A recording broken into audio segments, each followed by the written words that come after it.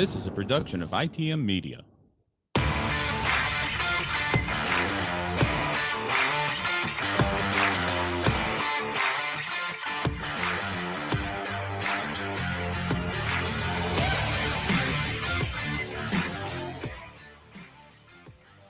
Good day to everyone listening out there and rambling about Racing Nation. Matt Beamer here alongside the crew, Charlie Hercus and Austin Reeves. We have made it all the way through Talladega. Hope everybody enjoyed that very unique episode 150 last week from Talladega. I could sworn, I don't know if you guys listened to it or not, but in editing it and listening to it, I said we're here at the Talladega Super Speedway a lot during at least the first day that we were there, but hope everyone's doing well, whether you're joining us on Facebook, Twitter, or YouTube live here, or your regular podcast platform. Of course, B.U.R.N.s Radio as always. Charlie, Austin, how's it going? Yeah, going good. We are. Just, another week living the dream down here in Southeast Alabama. Yeah. Definitely had a great time at Talladega with you and Austin and Austin's father-in-law, Eddie, and just back to normal life the following week there. So, yeah, had a great time. Had to recover a little bit the next couple of days and still recovering somewhat, but, back to fatherhood, so to speak, the following week. So, other than that, that's about it. Yeah. How's it? Well, it was funny because we didn't do a night 4 of the recap from there. We didn't do the recap from the Cup race. For one, I think we were all pretty much, not all of us. I wasn't, because you guys made fun of me about it. But we were all kind of, or at least had a few to drink, and we only had enough gas in the generator for maybe about 6 hours, 5-6 hours. And Eddie. Yeah. And we chose heated blankets over doing night for the show. I'm really happy. Rephrase this. Eddie and Matt. Yeah, Eddie and Matt chose heated blankets. And it was so crazy because I was talking to Jeff and Darlene over there at the camper while you guys were over there by that little propane fueled fire. And once Eddie cranked up that generator, said, "Okay, that's my cue. I got to go to bed." It was fun though. It was a fun weekend. Did you guys really enjoy it? Do you guys remember anything at all? Remember every second of it. Yeah, we had a blast. Good. I know Friday night was, I was dead. Like, I think I was in bed by 8:30. Died Friday. And I was the last one to wake up Saturday morning. Yep. So, and that was without any alcohol. You did have a shot of Fireball there. I don't know if we mentioned it on the show or not, but you did have a shot of Fireball there, but you held it for like 5 minutes. Because I don't know if I could stay awake to take it. I don't know if you were trying to will yourself in order to take it, or if you were willing, or if you were hoping that the power of the Fireball would fire you up. That's why the only reason why I took it. I was trying to stay awake. Well, it didn't work. It didn't. I was like, guys, we better go do this show because I'm about to go to sleep. Like Eddie was talking to me, and I was halfway falling asleep. Yeah, you were. It was quite funny though, but we did end up having fun. And I will say this about the end of the Cup race. Chase, as we mentioned last week, Chase Elliott did win, and of course everybody knows that. And I wanted to get your guys' point of view on this because I said in the show and the final thoughts there, I'm pretty sure I was the only one in the stands booing when Chase Elliott crossed the finish line first and won. Everybody else was cheering. I never heard a track so elated to see someone win a race than the fans of Talladega did Chase Elliott. But then I feel like I was booing more so to make Charlie and Austin mad. More so Charlie, I feel. You weren't even sitting nowhere near us. You were like 4 rows up. I was taking pictures the whole time. You just abandoned us. No, I didn't abandon anyone. I don't blame you. I wouldn't want to sit with us either. I need wide open space to take photos here, and I took some good ones. They'll be posted up on social media here later. But I remember at the end of the race, I was booing, and I said, Chase Elliott's overrated. And, man, I don't know whether it's the alcohol talking or what, because Charlie looked at me with that look like we talked about with the canopy, that come to Jesus look. And he said, quote, you don't know anything about racing. Man, that stuck with me, Charlie. That hurt. That really hurt. I don't remember this. Of course you don't. I don't remember that one either. I don't remember that part. Well, I can remember it for you because I was probably the only sober one in the stands. Because you guys had like 40 something beers. I think throughout that whole day when we went to the track Sunday, I had 3. Now you did. You did only have like 3 or 4. And then I think I still owe everybody like 4 shotguns. I still have You never shotgunned with us? I did. Once. You don't remember that either? I remember shotgun. I remember me helping you take apart the flagpoles, me busting my knee open. Well, I remember you falling too. That was a good dive though. That was like an end zone dive. Like landed in the tent instead of almost landing on the tent. Like I guess I tripped. Yeah, I don't know what happened. All of a sudden, I just hear. You'd be proud.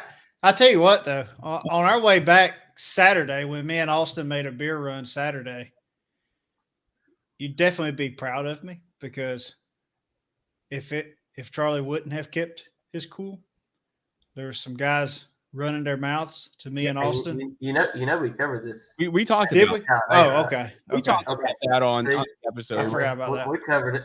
I forgot that we talked about that. So, I'd have forgot what we did and didn't talk about, I guess. Well, the Saturday night. There's just so much to happen. Yeah, well, Saturday night day was the funniest one, I think, of the whole one, except for me going into the women's bathroom there at the McDonald's. See, I wasn't going to bring it up, but now that you brought it up. Let's just say if you want the details on that, go back and listen to episode 150 if you haven't already. That just started the weekend off there. It did. Yeah. I mean, that's like opening kickoff. That set the tone right there. Yep. And then we ended with me losing my koozie. It was like Matt called fair catch. It was like Matt called fair catch on a punt, and they leveled him anyway. Just out of spite. Yep, just out of spite. It was crazy, but it was a fun week, and I'm glad I went. Glad we went. I missed everybody here in South Carolina. The house did fine. There was, according to Caroline, there was little damage here, especially during the hurricane that we got hit with. It was just funny what Caroline said. It's raining. It's windy. Power flickered. It's over. Just like that. So no damage here, but we still pray for everybody down there in Fort Lauderdale, Florida, especially them who got affected by Hurricane Ian. But yeah, that's about it. Go listen to episode 150. Well, Austin, how's it going with you, bud? You doing well? Yeah, going good. I'm still stuffy though. I got back from Talladega. I'm still stuffy. I got sick. I'm still congested and all that. I'm trying to get over it, but other than that, going good. Good, man. Well, I'm glad everything's going well with you guys. Hope everything's going well. If you're watching this on Facebook, Twitter, or YouTube Live, make sure to let us know in the comments below. Make sure to subscribe and follow if you haven't already. Join the conversation with us. It's a lot of fun to talk about. So we're going to kick things off with this. A bit of news that I saw from Adam Stern today regarding Dodge and being the 4th OEM manufacturer in NASCAR. According to Adam Stern, those talks have stalled because Dodge wants to focus on the NHRA side of auto racing, which is drag racing, Top Fuel, stuff like that.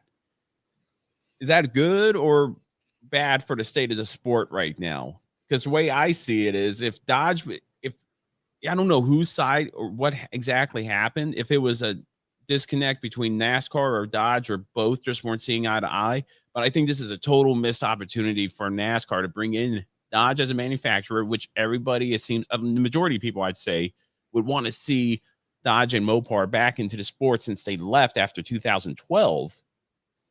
Want to see him back in. I think this is a major mess up for NASCAR and Dodge collectively. What do you guys think?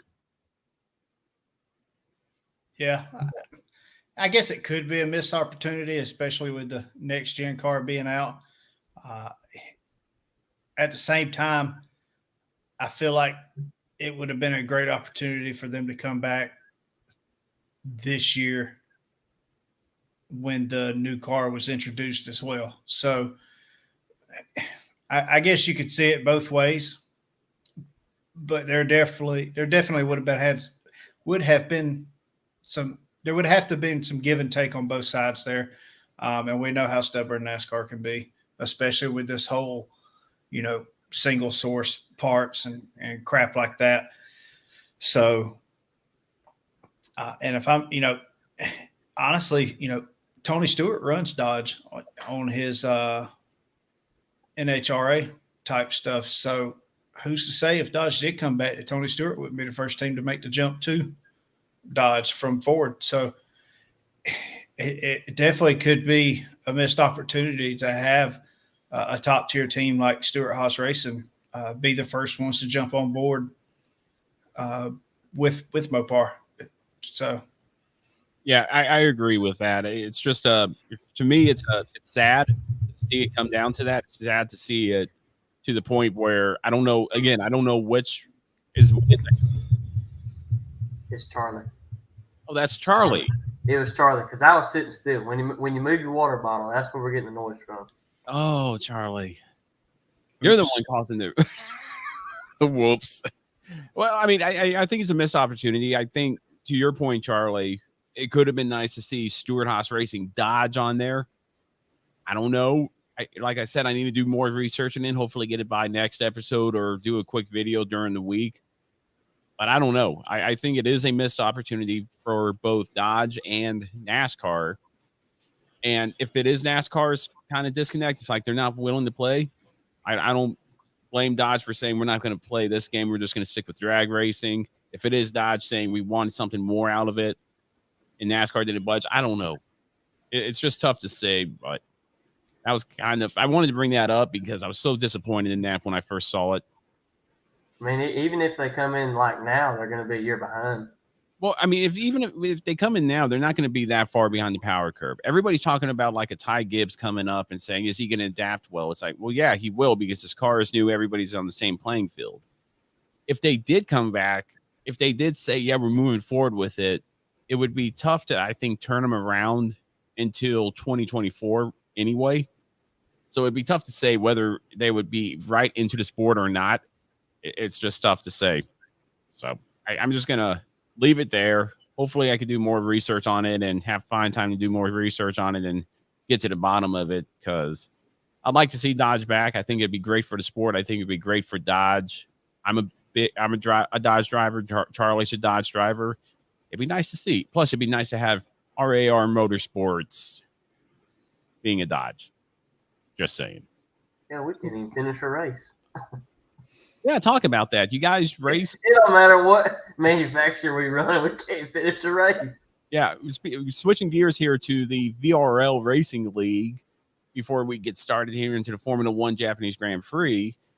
Charlie and Austin raced 100 laps of Charlotte, or scheduled 100 laps of Charlotte. I was at work, couldn't do it. I think I made it 60 ish. I was listening to the Discord as well as watching it on YouTube, which, by the way, AAA Broadcasting, we will be racing Texas at around 8:30-ish Eastern Standard Time on AAA Broadcasting. We'll make sure to tweet that out and share it on Facebook, so make sure to follow us on that for the times on that. But Charlie, Austin, and I will be racing in that series Wednesday from Texas, 100 laps. But the Charlotte race didn't go VRL's way. And when I say VRL's, RAR Motorsports way. I don't think it went VRL's way, period. No, it didn't. Because there was a lot of upset people. A lot. I know for a fact that I think it was Austin got hit. Was it Austin or Charlie? I got hit under the freaking pace lap. Under the pace lap and already had a 4 out. 4 out of my 13 contact points or whatever before the race even started because some jackwagon behind me wasn't paying attention. So now we got to come up with a strategy to protect ourselves while still going up to the front. And with 100 laps at Texas, I feel like just based on what happened last week, it's going to be a race of attrition. We got to wait till maybe 25 laps to go to start making our moves. It's going to be a tough race to figure out and try to make a strategy for. I'll just start wrecking everybody for y'all. Well, because one point of me would say, let's run up front. If you're up front, odds are nothing's going to happen. If you run in the back around the group of cars, something's going to happen. I have a feeling. Me and Charlie were up front. We were 13th and 16th on the start of it. Yeah, you guys were doing. We just were saving. I mean, saving good enough for like 5 to go in the stage. They were coming back to us, and some idiot tried to win it in one lap, and I got door slammed. It's just, yeah, because we restarted in the top 15, stage 2, and then lap 1 off of turn 4. I'm sliding through the grass. Charlie's using a fast repair. I get hit under caution. Now I'm at an 8X. And then it's just, there's some boneheads in this racing league for sure. There are. And I'm just glad that RAR Motorsports is not involved in, not the initiates and not the starters of any of those cautions. It's always somebody else, it seems like. We could have been on one, but maybe lucky as my teammates. I checked up, dude. That would have been embarrassing. Well, yeah, that's why I was like, man, I can't believe he just slipped across my nose like that. Yeah, definitely fun to watch. Go check them out. VRL Racing League. Charlie, Austin, and I will be racing in that league Wednesday at 8 a.m. or 8 p.m. Eastern Standard Time. Probably race starts at around 8:30. Watch for us on Triple A Broadcasting on YouTube. Go and subscribe to them. They do a good job. They mentioned us. They mentioned RAR Motorsports a lot with you and Charlie up there. Unfortunately, I couldn't race it again due to work obligations. Hopefully, that'll be fixed in the future. Yeah, they were mentioning us a lot because we were sliding through the grass and spinning out and involved in a crash. But they were mentioning you. They were. You were focused. You were the main focus right there. And there was Ramblin About Racing podcast, just sliding through the grass. Like, hey. In style. It's something. It's something to me. But, yeah, that was it for the VRL Racing League. And now we get to Formula One, unless you guys have anything else you want to talk about in this opening segment. I'm good. All right. The Formula One race from Suzuka, Max Verstappen won, thus securing his second championship in a row for himself, a driver's championship. So the Formula One 2022 season, in a sense, is over, like we talked about on episode 140. He couldn't do it in Singapore, but he did it here in the Japanese Grand Prix. And the crazy thing is, he didn't even know he won the world championship till he was in the cool down room, because there was a bunch of people going up to them saying, since there was rain, there was a delay. Did he get full points? Did he get 75% of points? Did he get 50% of points? What's going to happen here? Turns out he got full points for that race, so he ended up winning. But the big controversy came at the start of the race where it was raining. There was a couple, Carlos Sainz spun, which suspended the race. It was too dangerous to race. But then there were safety crews and tractors on the track, remnants of what happened a few years ago with Jules Bianchi at that same circuit. Now, granted, the situations were different. That situation with Jules Bianchi was a typhoon was in the area, and they continued on with the race anyway. Totally unprofessional for the FIA, but the FIA is catching a lot of flack for how they handled this race and how they handle safety equipment, not only from the drivers, but from the fans alike. It's almost equivalent to what NASCAR did a few weeks ago at Daytona when it was raining. It's like, this is ridiculous. Why would they put everybody in that position? Thoughts on that, gentlemen? Because the similarities are too similar to not pay attention to when it comes to this. I think the FIA learned a valuable lesson here with Suzuka, and I think they're going to move forward with this, and rain policies will be switched up here in the future. Why was it? I didn't watch the race, but I saw it on Twitter. So somebody almost hit the tractor, right? Pierre Gasly almost hit the tractor. Granted, and the FIA's response was this. They were on the track. They red flagged the race. So therefore, they sent, for some reason, the tractors out, the recovery vehicles out to go get Carlos Sainz, I believe, at the time. And he was coming through and almost hit him. Pierre Gasly was coming through and almost hit the tractor. Same thing happened to Jules Bianchi, which I think was back in 2013, 14, or 15, one of the three right there. I can't remember offhand. But subsequently, Jules Bianchi died from it, which was the last fatal accident in a Formula One race, ironically, at Suzuka, ironically, under the somewhat similar conditions that we experienced this past Sunday. So when that happened, Pierre Gasly was upset at the FIA under the red flag. Of course, he tweeted it out. A lot of people were tweeting it out, Lando Norris being another one of them. And instead of listening and taking it on its chin like the FIA should have, the FIA penalized drivers such as Lando Norris for making the comments that they made on Twitter, which to me is just kind of a, how dare you talk about us? We run the show, not you. Be quiet. I mean, I feel like not only the FIA, but now NASCAR are trying to kind of censor down these drivers. Hey, if it's not safe, pretty much bully them into hushing. Exactly.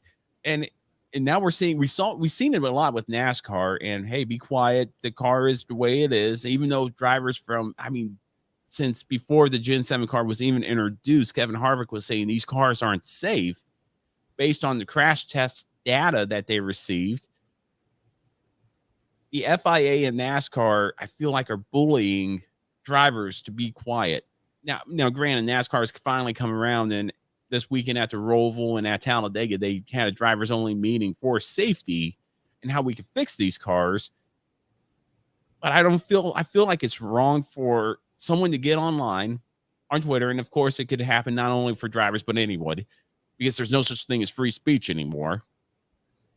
Get online and say, this is what's going on and this needs to change, stating an opinion, and an entity, in this case, the FIA, going, how dare you talk bad about our decision making? You're penalized. I don't agree with that. I think the FIA needs to learn from this, just like NASCAR has learned from all their mistakes this year, and they're going to continue learning, and even through the course this off season coming up here in just a matter of 4 weeks into the 2023 season. The FIA needs to take the square on the chin, listen to the drivers, because ultimately they're the ones putting their lives at risk. And in the conditions that they were in, it was close to being like it was with Jules Bianchi a few years ago. That's just my rant. It was kind of a crap show. Again, Max Verstappen won. The 2022 season's over. We're definitely going to read you off to upcoming races. I'm not going to really waste my time watching it because there's no more storyline. I mean, you'll be watching for second, third, fourth, and fifth. I'm not going to do that. There's no more. If it was a red flag condition, why does the field not freeze in F1 then? The field in red flag on short tracks. Why did the drivers not stop? Because they were still on the track. In NASCAR, they don't just stop on the track unless with rain. Sometimes they do. If there's a bad guy like this, that's the issue though. Anytime the red flag's thrown, every other track, you're supposed to stop. Here's what Preston said. It was a mistake to send out the recovery vehicle in rain conditions like that under a safety car. So I guess there were no red flags out at the time. But Gasly was also driving at a high rate of speed to catch up to the safety car to the end of the pace. So that's why it was dangerous. I mean, you can look at that both ways. And then he goes on to say the Gasly incident was under safety car before the red flag. Okay, so there's the question. There's the question and answered by Preston right there. Appreciate that, buddy. Wish you were here. But under red flag, usually they go into the pits. We saw this weekend at the Roval in the Cup Series race. They did stop on the back stretch because there was an accident there in the front stretch. They had to clean up. So it's tough to say you don't just stop. In Formula One, I've never seen the cars just stop on track. They always go down pit road. I could take my goodness, what's that guy's name? Roman Grosjean incident at Bahrain in 2020. He wrecked, hit the wall, big fireball. The FIA immediately stopped the race and they pulled him into the pits. Come to the pits. They didn't just stop him on the track. The FIA doesn't do that. Formula One doesn't do that. NASCAR will do that because they have ignition boxes. I think the I think the Formula One cars don't have ignition boxes. They have to get jump started somehow. So that could be a reason why. Yeah, But- I mean, I guess if that's the case, sure. Bring them down pit road, but I don't know. It was just it is what it is. it was just kind of a crap show right there for the FIA. It sure seemed like the conditions were definitely not drivable. No, they weren't. It was very dangerous to start, and that's such a judgment call to make for the FIA. I think that should be really up to the teams and drivers, whether they feel comfortable to start under those conditions or not. We'll just have to hopefully some changes will come with that throughout for the next year's race, because I know there's going to be rain conditions again. Rain is going to rain or shine there for Formula One. Once the race starts, it's got to start one way or another. I just hope it's changed, because I don't blame Pierre Gasly or Lando Norris for getting mad, especially being under the similar conditions again, and same track as Jules Bianchi died in. That's all I'm going to say for Formula One. That was it for Formula One. Anything else that you guys want to chime in with? No, I mean, pretty much the end of the season. It is the end of the season. I mean, not officially the end of the season. I think there are 4 more races, 3-4 more races, but to me, the Formula One season's over. I used to do the same thing when Hamilton won all the time. It's boring now. It was nice seeing it last year because it came right down to the wire, final race, final lap. This one, it's just over with. Congrats to Max Verstappen and Team Red Bull. Congrats to them.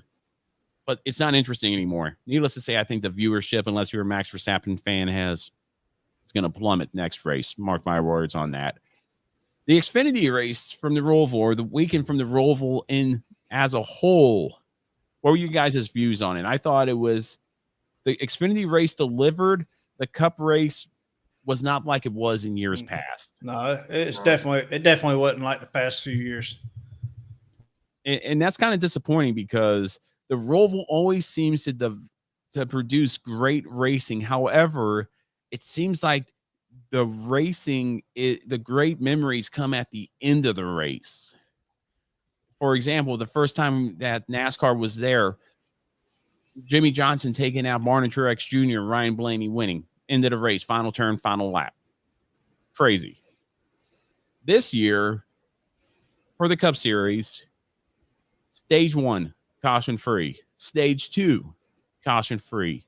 Stage 3 with 7 to go, caution. And then chaos ensued. And crazy enough, the caution was caused by a plastic sign, which I guess you can consider debris. A lot of people were saying that. Well, I think that one started because of a blown tire. Like the first caution was a blown tire and it was debris from a blown tire on somebody blew a tire, I think, and it was debris. And then the second another caution come out for the sign, I think. Yeah, and it was just chaos ensued after that. We're talking about the Cup race here. Mm-hmm. I'm trying to think who blew a tire. Yeah, I'm trying to think. Yeah, there was debris all over the backstretch. But the drivers who needed to run well were, of course, below the cut line. All eyes were on, I think, AJ Allmendinger, Tyler Reddick, Chase Elliott to do well. Caution came out, reset the field. Harvick muscled his way up to the front. Christopher Bell was in a must-win situation. And I said it on the group text. I said, he's going to be checkers or wreckers. He's just going to go for it. He has to go for it. Harvick muscled AJ Allmendinger out of the way. Chase Elliott got booted to the rear. Not to the rear, but a few positions back, and got dumped by Tyler Reddick. Tyler Reddick isn't making any friends out there. I guess you could say he got Chastain, but I also said Tyler Reddick just became one of my favorite drivers. But it was just chaos and chaos and chaos. I felt like NASCAR was looking for an excuse to throw the caution, and there was 7 to go with the sign. More than enough excuse to throw the caution. Yes and no. I mean, we've seen them too wide right there all day. at least at times too wide there. And all it takes is a left rear tire to hit that sign going through there, and there's a car going around in a heartbeat. So is it justified? Sure, but they definitely probably could have threw it a little bit quicker. They could have. It was just kind of chaotic. In my opinion, it was just too chaotic there for the end. Whereas the Xfinity race, everything was just organic. The Xfinity race was one of the best races I've seen there. AJ Allmendinger grabbing his 4th win at in a row at the Roval. Every time he started there, they said he finished first. And in 2019, Charlie, you and I saw him win there in the Xfinity Series, though be it controversially spinning. I think he spun Chase Briscoe there coming out of turn 2 or 3, going into 3 there, right there in the infield there. That was interesting. Yeah. Speaking of, Allmendinger's, the announcement was made that he's going to drive the 16 in the Cup Series full time next year. Not happy with that. I'm not. I think that AJ has had his time in the Cup Series, a lot like Allgaier. And I feel like, just like Allgaier, that the Xfinity has suited him well and has done him. And I feel like Kaulig would have been better to. I feel like it's Hemrick's opportunity, and I feel like they should have probably moved Hemrick up and put Hemrick in the 16 next year. Well, in that case, then you could say Hemrick has had his shot in the Cup Series with Richard Childress Racing, though, be it I understand where you're coming from here. I don't think it was a fair shot, though. It wasn't a fair shot. So I think Hemrick should have his fair shot. I just feel like he would have been a better fit in the 16 full time next year than AJ. I might get proved wrong by AJ next year. So I think you will get proved wrong because AJ Allmendinger has raced for Team Penske. He raced a 22 before Logano bumped into that seat. Or I think he replaced Kurt Busch from there right before Logano came into the 22 car. And he raced for JGG Jordy Racing, where we saw him win in the, 47 car at Watkins Glen. So he's won a Cup race. He's won 2 Cup races. AJ in Kaulig Racing, I think, is the team kind of like Trackhouse. Once they've developed so well, they've proven themselves in the Xfinity Series. They're a championship caliber team in the Xfinity Series. They have a win in the Cup Series with AJ Allmendinger last year at the Indianapolis Motor Speedway road course. They have the cars and equipment to win races in the Cup Series. And I think AJ Allmendinger going back to the Xfinity Series has developed him into a better driver. And I think you will be proven wrong. I'm not saying this to be a jerk by all means, Charlie. I see your point, but I think you will be proven wrong. I think he's going to be running top 10s all for the majority of the year next year. Definitely contender at the road courses like COTA, Road America, Sonoma, Watkins Glen. But I think you're going to see him in the championship talk for next year's playoffs, considering he's just good. He's gotten better, and he's got a good team behind him. That means that focuses on, if you're not in a position to win, help the other guy win. And I think the Kaulig has a good thing going for them. And I see your point with Hemrick, though. I think Hemrick deserves another shot at the Cup Series. He missed the next round for the Xfinity Series, unfortunately. He's not moving on. He got eliminated from the playoffs. But I think he's got a chance to, this being AJ Allmendinger, prove himself in the Cup Series here next season. What about you, Austin? What do you feel about that? Yeah, I think he will do good next year. He's had some time to sit on it. He's went to the Xfinity Series and definitely improved. A damn good driver at the road courses. I think it's his time. I think he's going to come back and will shake next year's racing up for sure.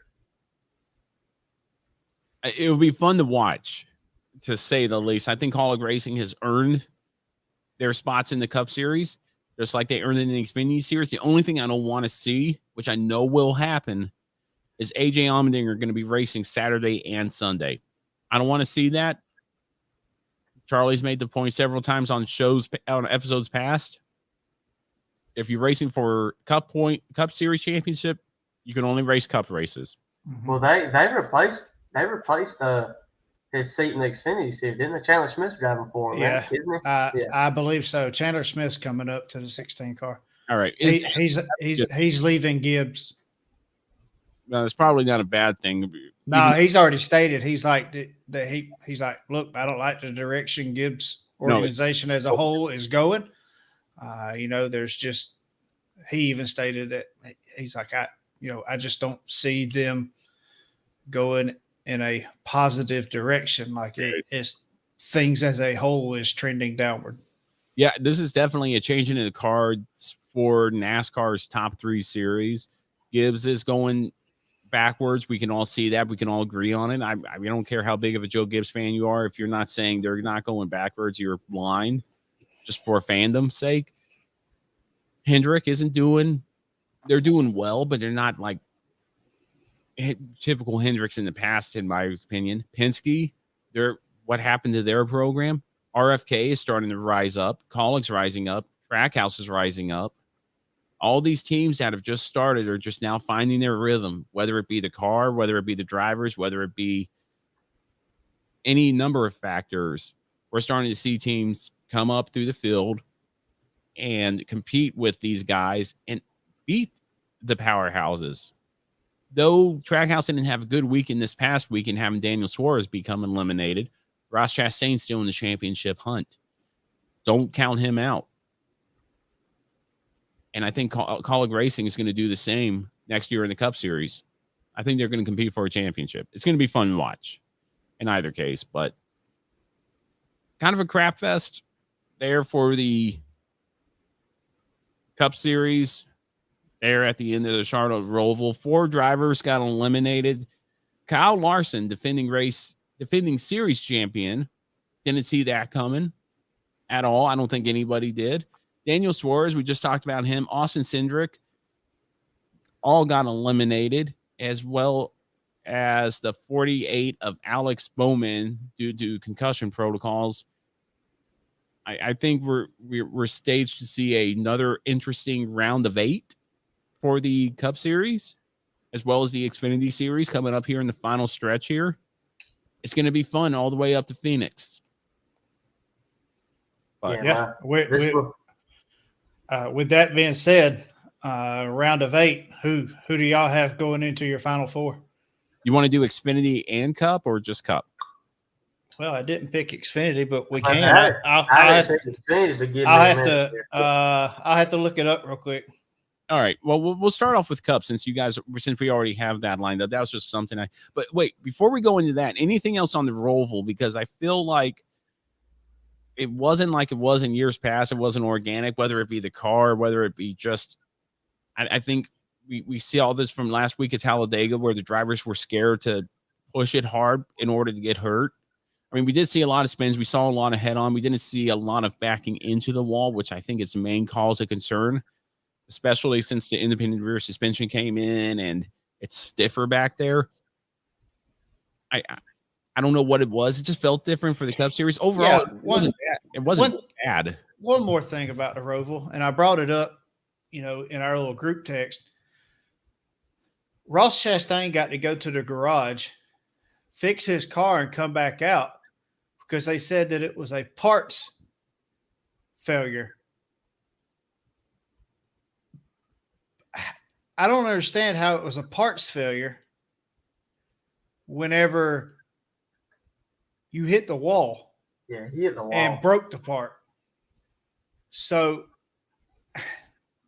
it's not technically a mechanical failure whenever you damaged it. So at that point, it's damaged vehicle policy. I just don't, I don't see what the difference is other than, I guess it wasn't under a caution. I have to get in the rules on that one, or ask somebody that knows the rules a whole lot better than me, but I don't see how. I guess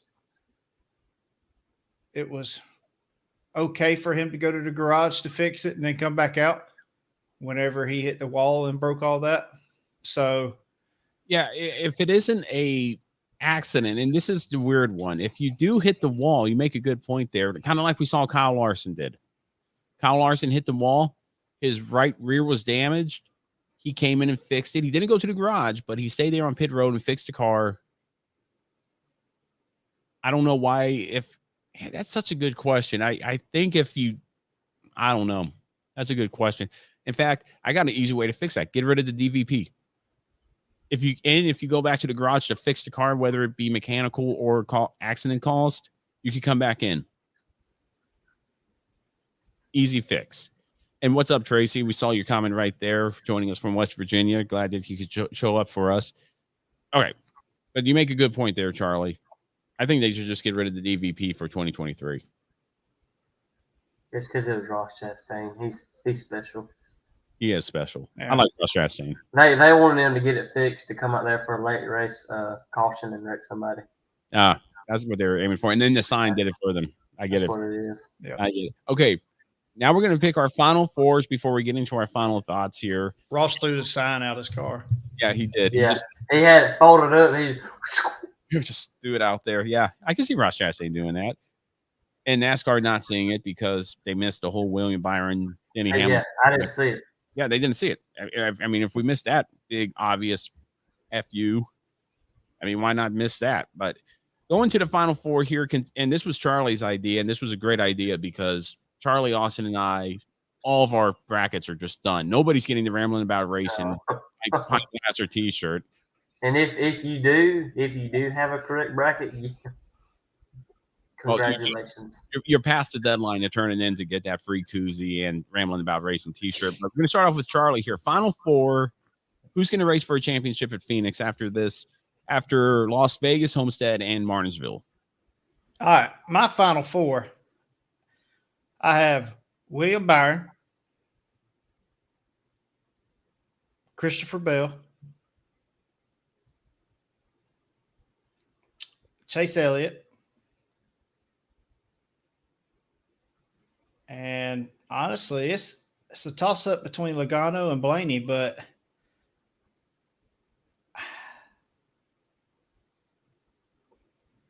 I'm going to go with Blaney. Blaney's going to get it done. So I'm gonna go with Elliott, Christopher Bell, Byron, and Blaney. Those four are my final four. All right. Austin, you want to go or you want me to go? I'll go. Ours are pretty close. I got Elliott, Chastain, Byron, and Blaney. Wow. No faith in Logano there for anybody. Because I'm just the opposite. Yeah, I know he's going to pick Logano. I know he's got Logano and Hamlin circled. Yeah, twice. of course he's got Logano and Hamlin. Yeah, okay, he's got Logano, Hamlin, and then he's got Hamlin, Denny, and then he's got that Logano Joey guy.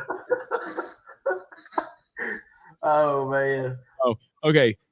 Elliott, Logano, Hamlin, Chastain. So you're saying Hamlin and Chastain make it to the final four? Yes. I think it's one or the other. I'm going with Chastain. I think Chastain has run well enough this season to put himself in the position to earn it. Now, I mean, Briscoe's definitely out. Byron, no really faith in that guy advancing to the final four. Unless I think he's been running too strong lately to count him out so far. Count him out yet. Kyle Larson was running well too, and then everything just bit him. It's so crazy these playoffs. I think Byron's been running better than Larson overall the past 3 or 4 races, though. But I think Hamlin and Chastain take each other out, though. To be honest with you, I think it starts with. I think Hamlin falls in a slump the first race. He doesn't really fall in a slump the second race, but he's behind on points, and then tries to take Ross out the third race at Martinsville. True. All right. Or vice versa. Yeah. What about Xfinity Series? Let me go find the. I'll give you mine right now. Ty Gibbs, AJ Allmendinger, Justin Allgaier. And I'm going to go, well, shoot. This is a tough one because Noah Gregson's been running well. You can't count him out, but Austin Hill's been running well too. I think it's just going to stay like it is, 1 through 4. Gregson, Allmendinger, Gibbs, and Allgaier. Allgaier might be the one most in damage from Austin Hill, though. We'll have to wait and see. Yeah. Mine's Gregson, Gibbs, Allgaier, and the Dinger. Standings. Yeah, it's playoffs. Okay.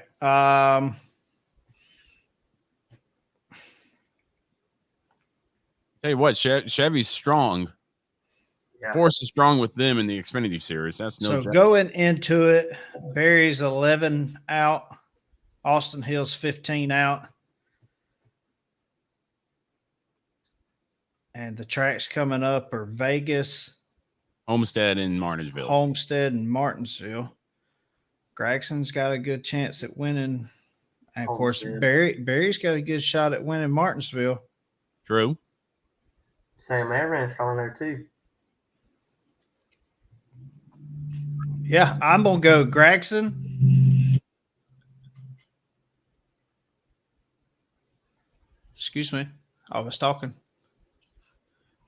I'm going to go Gregson. Yeah. Man. It's a tough one with the Xfinity series. I think is. Cup series.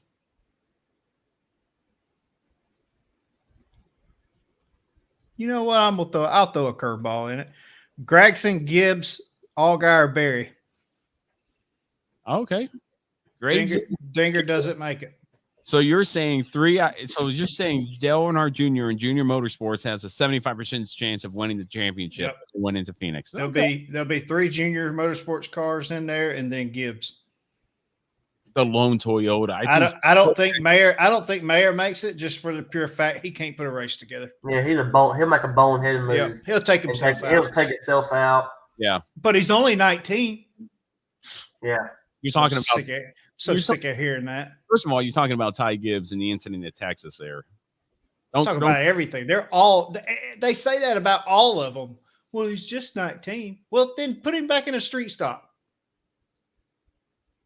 They don't know what a street stock is. They skipped all that. They went birth, pro late model, super late model. Impressive. They were born with natural abilities to mash the loud pedal and turn left and run over everybody. Good point there. Everybody. Born with deep pockets. Well, yeah. Okay. Granddaddy, will you buy my way into the Final Four? I wouldn't be surprised if that happens there with Ty Gibbs. Not at all. The other Junior Motorsports is bullying me. Hey, they won the championship. Can you buy me a replica of the championship trophy? Can I get a championship ring too, please? Give me a jacket while you're at it. So throw the whole one there. Right. All right. That was Granddad, can you buy NASCAR? That was our show. Anything else before we get into our final thoughts here? No, I hope we have a better race at Texas coming up Wednesday. I think we're going to have a better race at Texas. Make sure to stand by for. There's a mock race tonight. I can't do that. I'll probably get too many incident points tonight to not qualify for Wednesday night's race.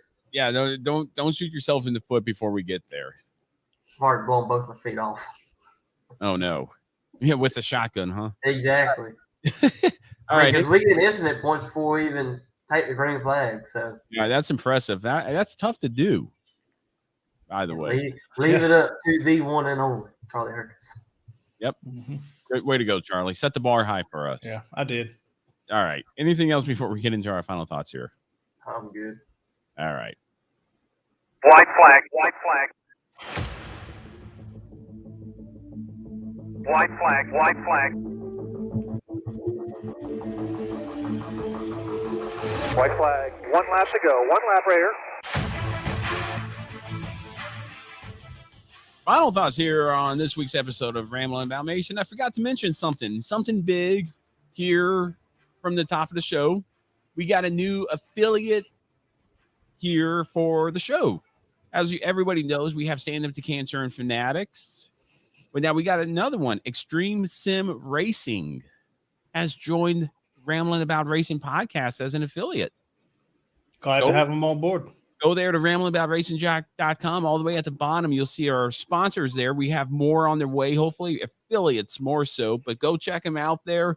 Little pricey, but you get what you pay for in sim racing. They definitely have good quality stuff there. Go check them out. Yeah, I'm a big advocate of you get what you pay for, because needless to say, I definitely have some money tied up in pedals and steering wheel and computer and all that kind of stuff. So pretty much. Yeah, that's maybe they'll just sponsor us all full blown. Well, what's that, Charlie? That wasn't me. That might have been me. Oh. Biscuits are done. Oh, biscuits are done. Okay, great. Well, this week's final, or gosh darn it, you guys threw me off there. I'll mute my mic. It's okay, buddy. Final thoughts here, Rambling About Racing. Sorry we didn't mention Extreme Sim Racing at the top of the show, but you probably heard the ad throughout the show, so go check them out there. Links will be at ramblingaboutracing.com. Charlie, leave it up to you. Fantasy standings following the Roval and I guess Talladega at the same time. Updated fantasy standings or this week in NASCAR. Yeah, I'll go. I got the league standings pulled up right here, so I'll go ahead and knock them out real quick. I bet I could. I didn't even look at them after the Roval, but I could probably since then I'm still 7th. You're still 1st. And everybody else is kind of jumbled between there. Yeah, something like Great that. observation. A+. Yeah. Lucky guess. He looked, but anyway. So, 7th is Matt with 4,866 points. Bringing up the rear. 6th is SMR Operations with 5,442 points. 5th is S Blades with 5,451 points. 4th is SMR R&D with 5,470.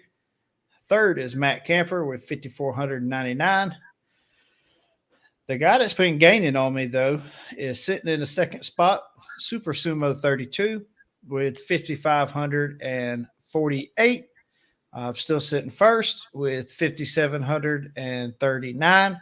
Like I said, he has cut into what was almost a 300-point lead.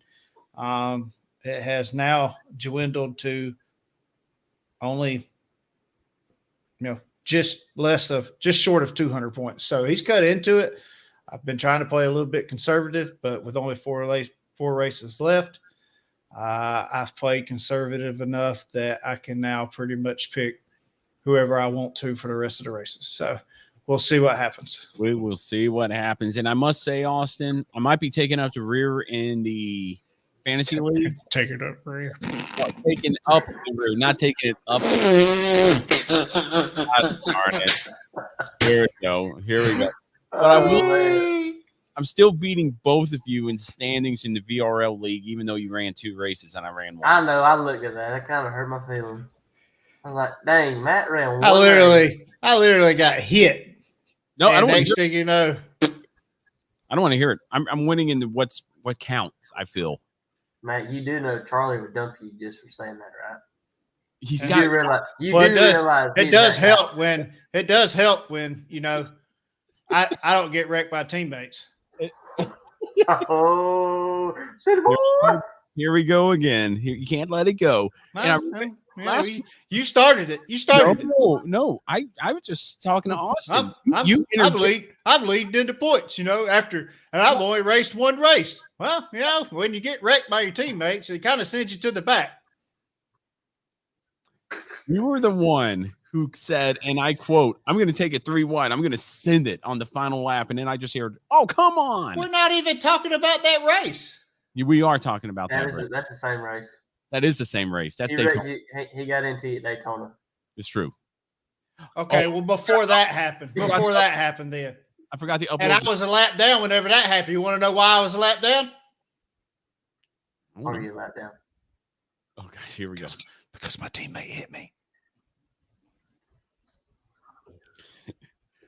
This week in NASCAR, can't have nothing.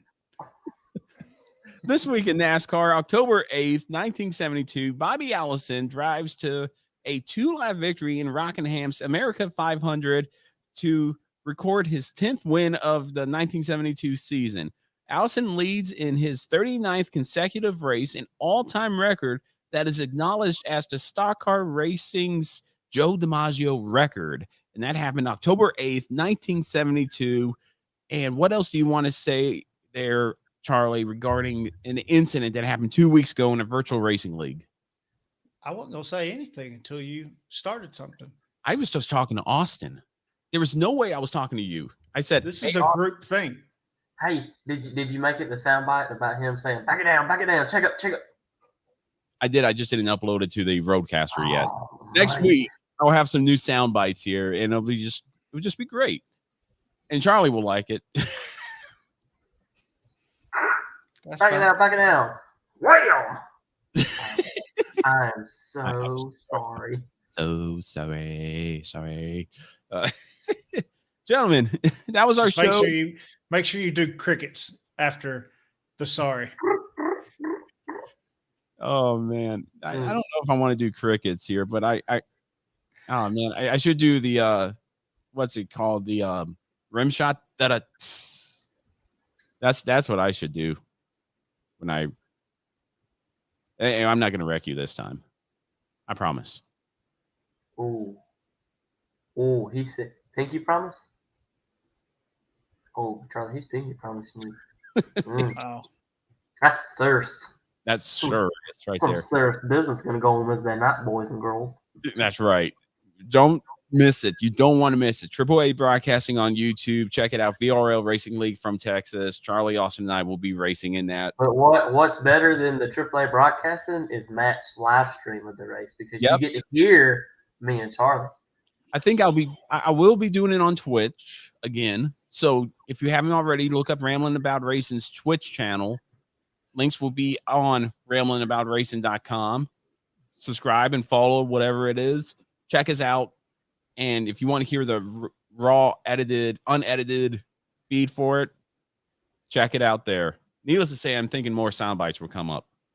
It'll be fun. Yeah. It'll be fun. Go check it out. And hopefully Austin, maybe not Austin because he doesn't have the best internet right there yet. Yeah, there's great internet service down here, boys. Woo! To support both streaming and iRacing, but maybe Charlie will be streaming as well. I'll try to. We will see. It'll be fun. It will be fun. But anyway, gentlemen, anything else before we wrap it up here this week's episode of Ramblin' About Racing? That's right. I'm good. All right, Charlie? No, I'm good. All right. Well, with that being said, we're going to go ahead and wrap it up here. This week's episode of Ramblin' About Racing. Thank you so much for tuning into us, whether you're on Facebook, Twitter, YouTube Live, your regular podcast platform, or B.U.R.N.S Radio. Really do appreciate it. Thanks to our partners of the show, Stand Up to Cancer Fanatics and Extreme Sim Racing, for all they do, not only for us here at Ramblin' About Racing, but for what they do for B.U.R.N.S Radio as well. Make sure to follow Ramblin' About Racing on all social media platforms, Facebook, Twitter, Instagram, and YouTube, for the latest and greatest in the world of auto racing, and to check out what's going on in our lives as well. For Charlie Hercus, Chuck8384, Austin Reeves, Austin_Reeves6, I'm Matt Beamer, MBeamer22, all of those on Twitter. Stay safe, and we'll see you after the upcoming races at Las Vegas.